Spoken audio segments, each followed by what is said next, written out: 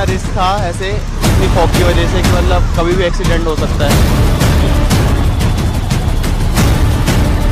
Street lights दिख रही हैं, स्ट्रीट लाइट की वजह से जितनी विजिबिलिटी है उतनी है, वरना हम लोग कुछ भी नहीं देख पा रहे हैं। बढ़ते एयर पॉल्यूशन में सांस लेना और खुद को सांस की समस्याओं से बचाना बड़ी चुनौती है और इस समय इस चुनौती का सामना पूरा देश कर रहा है। और बढ़ते पॉल्यूशन की सबसे ज्यादा मार झेल रही है देश की राजधानी दिल्ली, जहां AQI इतना ज्यादा बढ़ गया है कि हर कोई परेशान है। इस बीच दिल्ली में प्रदूषण को लेकर सियासी जंग भी शुरू हो गई है। दिल्ली के कई इलाकों में AQI 400 के पार पहुंच चुका है, जिसके बाद आज दिल्ली सरकार ने प्रदूषण को लेकर कई बड़े ऐलान किए, जिसके तहत कल से दिल्ली के सभी सरकारी और निजी संस्थानों में 50% वर्क फ्रॉम होम जरूरी होगा। हालांकि हेल्थ केयर, अस्पताल, फायर, जेल, सार्वजनिक परिवहन जैसी सुविधाओं पर यह नियम लागू नहीं होगा। इसी के साथ ही सरकारी और निजी संस्थाओं से वर्किंग आवर्स को फ्लेक्सिबल करने की भी अपील की गई है। तो वहीं सरकार ग्रेड 3 में काम बंद होने से प्रभावित रजिस्टर्ड कंस्ट्रक्शन मजदूरों को 10,000 रुपए का मुआवजा देगी। दिल्ली सरकार की तरफ से कहा गया है कि नियमों का पालन न करने वालों पर जुर्माना लगाया जाएगा। आज श्रम मंत्रालय ये निर्देश जारी कर रहा है सभी प्रतिष्ठानों के लिए, दिल्ली के सरकारी और प्राइवेट सभी प्रतिष्ठानों में कल से मैक्सिमम केवल 50% अटेंडेंस अलाउ होगी। बाकी 50% लोगों को वर्क फ्रॉम होम ये मैंडेटरी सभी प्रतिष्ठानों को देना होगा। उधर विपक्षी पार्टियों ने भी प्रदूषण पर केंद्र और दिल्ली सरकार को घेरना शुरू कर दिया है। आज यूपी के सांसद चंद्रशेखर आजाद संसद भवन के सामने प्रदूषण के खिलाफ तख्ती लेकर बैठ गए। उन्होंने कहा कि सरकार इस मुद्दे पर बहरी हो गई है। मैं इस हाउस में मुझे लोगों ने वोट से चुनकर भेजा और ये वोट इसलिए दी कि मैं उनके मुद्दों को उठाऊं। जनता टैक्स देती है, उसी से हमें तनख्वाह मिलती है, तो हम जनता के कर्मचारी हैं। उनके विषय को उठाना हमारी जिम्मेदारी, चाहे जमीन पे बैठ के उठाने पड़े, चाहे संसद में उठाने पड़े। ऐसा नहीं कि मैं संसद के बाहर ही प्रोटेस्ट कर रहा हूँ, जमीन पे बैठा हूँ, सीढ़ियों पे बैठा हूँ। मैं संसद के अंदर भी मैंने एडजमेंट मोशन दिया है पोल्यूशन को लेकर कि इस पर चर्चा हो और मैं इस पर बोलना चाहता हूँ। कल भी आम आदमी पार्टी ने दिल्ली में प्रदूषण को लेकर दिल्ली की सीएम रेखा गुप्ता और पर्यावरण मंत्री मनजिंदर सिंह सिरसा के खिलाफ विरोध प्रदर्शन किया था, जबकि दिल्ली के पर्यावरण मंत्री मनजिंदर सिंह सिरसा ने ये कहते हुए दिल्ली की जनता से माफी मांग ली थी कि 30 सालों का प्रदूषण सिर्फ 5 से 6 महीनों में खत्म नहीं किया जा सकता। आज इसी को लेकर कपिल मिश्रा ने भी आम आदमी पार्टी को जवाब दिया।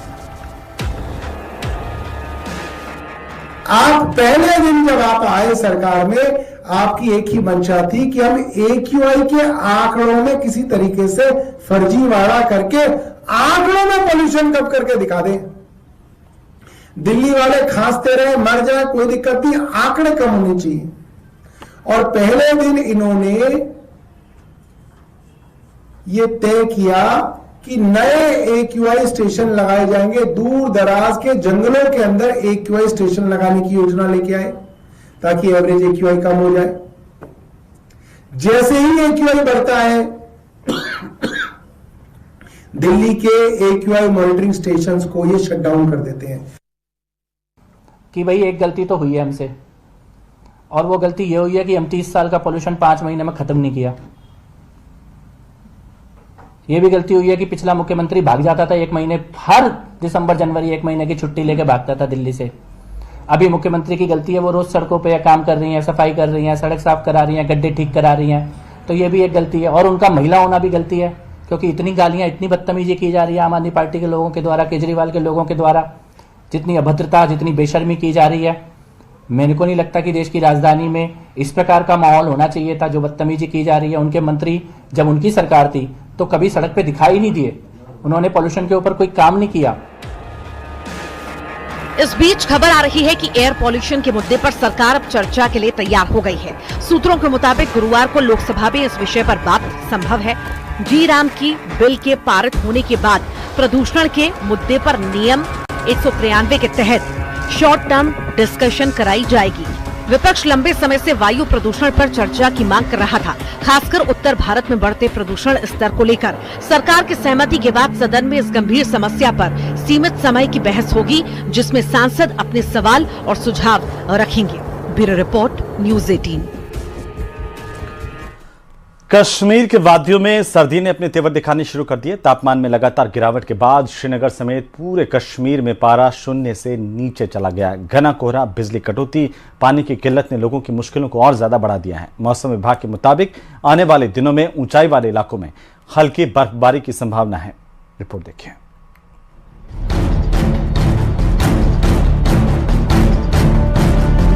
ये तस्वीरें हैं वादी की, जहाँ दूर दूर तक सिर्फ कोहरा ही नजर आ रहा है। ये डल झील, शिकारा और मौसम का लुत्फ उठाते सैलानी। जम्मू कश्मीर में शीतलहर ने जोर पकड़ लिया है। श्रीनगर सहित कई इलाकों में न्यूनतम तापमान शून्य से नीचे दर्ज किया गया। रातें सर्द हो चुकी हैं और दिन में भी ठिठुरन का एहसास बना हुआ है। घाटी के निचले इलाकों में घना कोहरा रोजमर्रा की जिंदगी में बाधा बन रहा है। सुबह और देर शाम विजिबिलिटी बेहद कम हो जाती है, जिससे सड़क यातायात प्रभावित हो रहा है। कड़ाके की ठंड के चलते कई इलाकों में बिजली कटौती और पानी की समस्या सामने आई है। तो वहीं दूसरी ओर ये नजारे हैं डल झील के, जहाँ सैलानी घूमते और कैमरे में नजारे कैद करते दिख जाएंगे। ठंड के इस मौसम में सैलानी यहाँ के नजारों को भरपूर लुत्फ उठा रहे हैं। गर्म कपड़ों में लिपटे पर्यटक बर्फ के बीच तस्वीरें खिंचवा रहे हैं। बच्चों से लेकर बुजुर्गों तक हर चेहरे पर उत्साह साफ झलक रहा है। कश्मीर आने का हमारा मकसद है कि यहाँ का टूरिज्म जो इतना बढ़िया है, यहाँ के लोग इतने अच्छे हैं कि मतलब हम उनको शब्दों में बयान नहीं कर सकते हैं। ठंडी मस्त है, एकदम बढ़िया। मैं ये कहना चाहूँगा पूरे इंडियन लोगों को कि आपको अगर कहीं स्वर्ग आना हो तो यहाँ आ सकते हैं और आना ही चाहिए। यहाँ आने के पहले बहुत सारा ये था कि यहाँ का माहौल खराब है, लेकिन यहाँ आने के बाद हम घर जैसा महसूस कर रहे हैं। मेरे को अभी इधर 3-4 दिन हो गया आने के बाद माहौल बहुत अच्छा लग रहा है। ये गुलाबी गुलाबी ठंडी है, बहुत मजा लिया हम लोगों ने। हमने गुलमर्ग में गए थे, सोनामर्ग में गए थे, लोकल भी बहुत सारे घूमे हैं, बहुत अच्छा है। लाल चौक में भी जाके आए हम लोग, बहुत मजा आया, अच्छा होगा। बर्फ से ढकी वादियाँ, ठंडी हवाएं और गिरता पारा। ठंड के बावजूद सैलानियों का जोश कम नहीं और पर्यटन स्थलों पर रौनक बनी हुई है। वादी में मौसम का लुत्फ उठाते इन सैलानियों का कहना है कि नहीं, यहाँ किसी भी तरह का कोई खतरा नहीं महसूस हो रहा। यहाँ पे आके हमें बहुत अच्छा लगा, बहुत अच्छा लगा।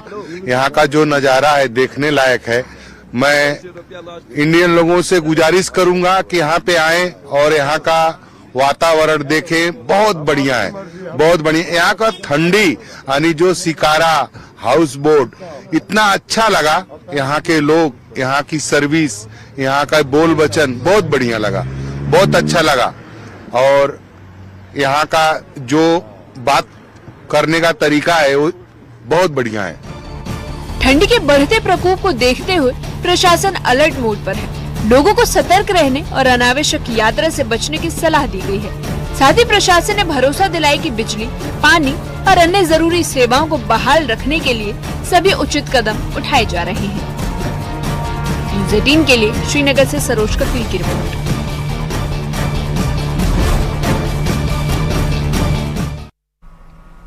और इसी के साथ ही देश प्रदेश में अभी के लिए फिलहाल इतना ही। नमस्कार।